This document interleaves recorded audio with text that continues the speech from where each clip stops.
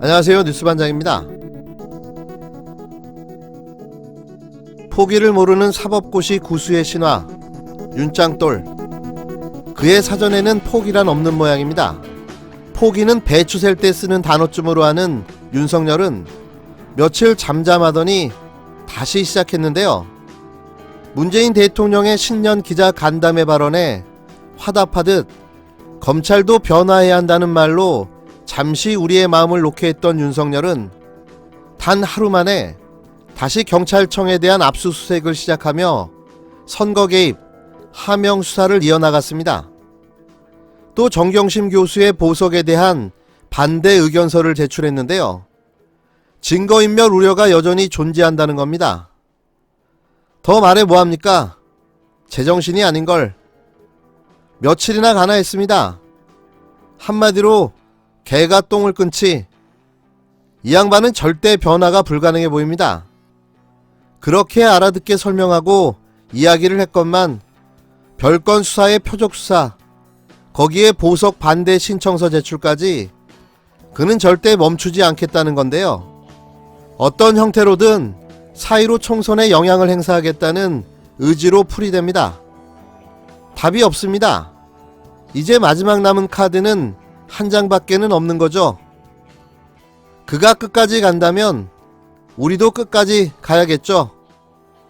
마지막 피날레가 다가오고 있습니다. 검찰은 16일 청와대 선거 개입 하명 수사 의혹과 관련해 경찰청에 대한 압수수색을 진행했습니다. 서울중앙지검 공공수사 2부 부장 김태현은 이날 오전 검사와 수사관 등을 보내 서울 서대문구 경찰청 본청을 압수수색했는데요. 검찰은 경찰청의 정보와 담당관실 서버 압수수색을 통해 하명수사 의혹이 제기된 사건의 접수와 진행 등에 관한 자료 확보를 시도한 걸로 알려졌습니다. 하지만 자료를 확보했는지에 대한 여부는 아직 확인이 되지 않고 있는데요. 검찰은 2018년 6.13 지방선거를 앞두고 김기현 전 울산시장 측이 비리에 대한 경찰의 수사가 청와대 하명 수사라고 의심하고 있습니다. 이미 뉴스타파를 통해 김 전 시장 형제의 비리로 촉발된 경찰 수사를 계속 하명 수사라고 밀어붙이고 있는 건데요. 앞서 김 전 시장 경쟁자인 송철호 울산시장 선거를 돕던 송병기 울산경제부시장은 청와대에 김 전 시장의 주변 비리 첩보를 전달했고, 청와대는 이를 경찰청에 넘겨 울산경찰청은 이 사건을 받아 2018년 김 전 시장 측근에 대한 본격적인 수사에 나섰다고 보고 있습니다. 검찰은 청와대가 송 시장의 지방선거를 지원하기 위해 그의 공약 생산을 도운 것으로 의심하고 있는데요. 검찰은 최근 하명수사 선거 개입 의혹과 관련해 지난 9일 대통령 직속 국가균형발전위원회를 압수수색했고, 지난 10일에는 대통령 비서실 자치발전비서관실에 대한 압수수색도 시도했습니다. 하지만 청와대가 영장이 광범위하다며 거부하며 이 압수수색은 이날까지 일주일째 미뤄지고 있는 상황인데요. 대한민국 검찰은 할 일이 많을 텐데 계속 이러고 있습니다. 오직 살아있는 권력에 대한 수사만을 하고 있는 집념의 사나이 윤석열의 검찰, 대단하다고 밖에는 할 말이 없습니다.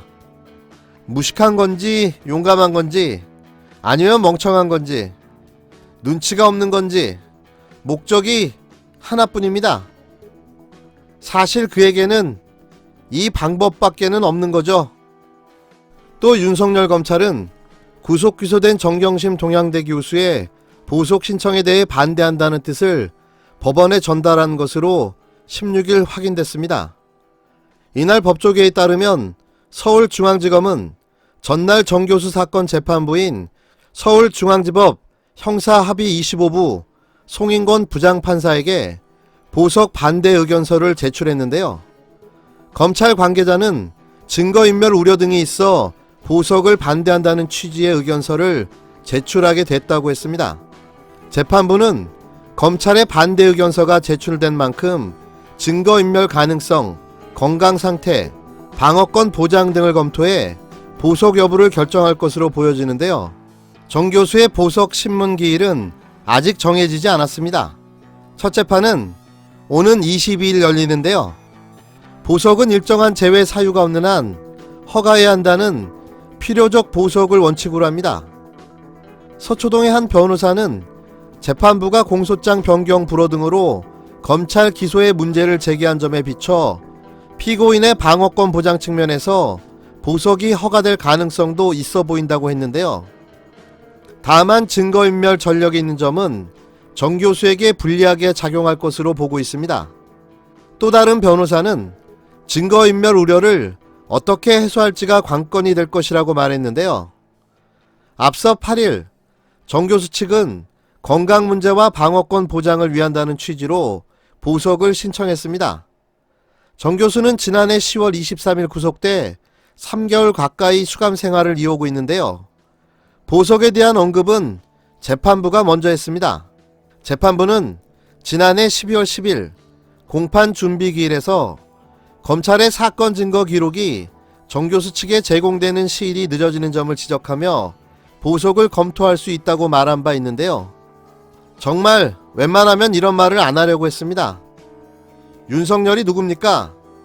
고 노무현 대통령의 후원자였던 강금원 회장이 뇌종양을 앓고 있음에도 불구하고 구치소에서 갇혀있다가 치료 시기를 놓쳐 끝내 세상을 떠났었죠. 이때 강금원 회장의 보석을 막았던 사람이 윤석열입니다. 참 지독하고 모진 사람이죠. 이런 그가 또 같은 짓을 반복하고 있는 겁니다.